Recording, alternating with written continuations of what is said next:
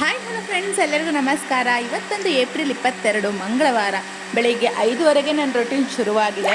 So ಎದ್ದ ತಕ್ಷಣ fresh ಆಗಿರುವಂತಹ ಗಾಳಿ, ಆ ಒಂದು ಕ್ಲೈಮೇಟ್ ನೋಡೋದಕ್ಕೂ ಟೈಮ್ ಇರಲ್ಲ. ಯಾಕಂದರೆ ತಿಂಡಿ ಮಾಡಿ ಕಳಿಸ್ಬೇಕು ನಮ್ಮ ಮನೆಯವ್ರಿಗೆ.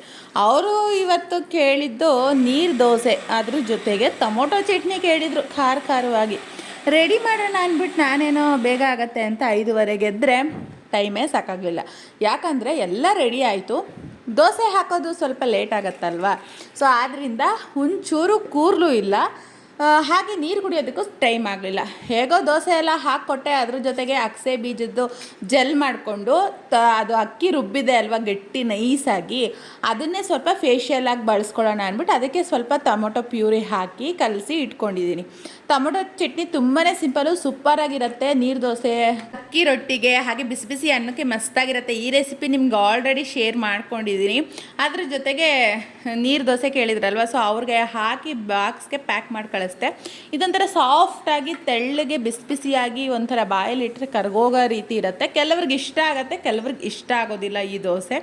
ಸೊ ಅಪರೂಪಕ್ಕೆ ನೀವು ತಿಂಗಳಿಗೆ 2 ಸಾರಿ ಮಾಡ್ಕೊಂಡು ತಿನ್ಬಹುದು ನನ್ನ ಸಜೆಷನ್ ಪ್ರಕಾರ. ದೋಸೆ ಹಾಕಿ ಬಾಕ್ಸ್ ಪ್ಯಾಕ್ ಮಾಡೋಷ್ಟರಲ್ಲಿ 6 ಗಂಟೆ 2 ನಿಮಿಷ ಆಗಿಬಿಟ್ಟು ಬೆಳಕು ಆಗೇ ಬಿಡ್ತು.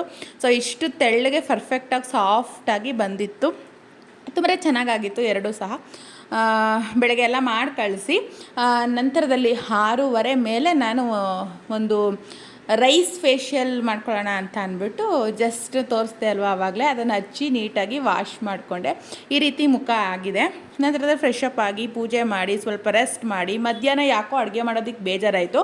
ತರಕಾರಿ ಪಲ್ಯ ಮಾಡಿದ್ದೆ, ಅದ್ರ ಜೊತೆಗೆ ನಂದಿನಿ ಪರೋಟ ತರಿಸಿ ಅದನ್ನು ಬೇಯಿಸ್ಕೊಂಡು ಇದ್ರ ಗ್ರೇವಿ ಜೊತೆಗೆ ತಿಂದ್ವಿ. ಗ್ರೇವಿ ತುಂಬಾ ಚೆನ್ನಾಗಾಗಿತ್ತು, ಸಿಂಪಲಾಗಿ ಮಾಡಿದೆ.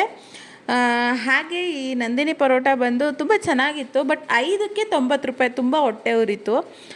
ಬರೀ 5 ಇದ್ದಿದ್ದು, ಫಸ್ಟೆಲ್ಲ 8 ಬರ್ತಿತ್ತಲ್ವ. ಸೊ ಆ ರೀತಿ ಊಟ ಎಲ್ಲ ತಿನ್ಕೊಂಡು ಮೆಹಂದಿ ಹಾಕ್ಕೊಂಡೆ ಸ್ವಲ್ಪ. ಅದಾದಮೇಲೆ ಶಾಪಿಂಗ್ಗೆ ಹೋಗೋಣ ಅಂತ ಅಂದ್ಬಿಟ್ಟು ಫಂಕ್ಷನ್ಗೆ ಹೋಗ್ತಿದ್ವಿ ಅಲ್ವಾ.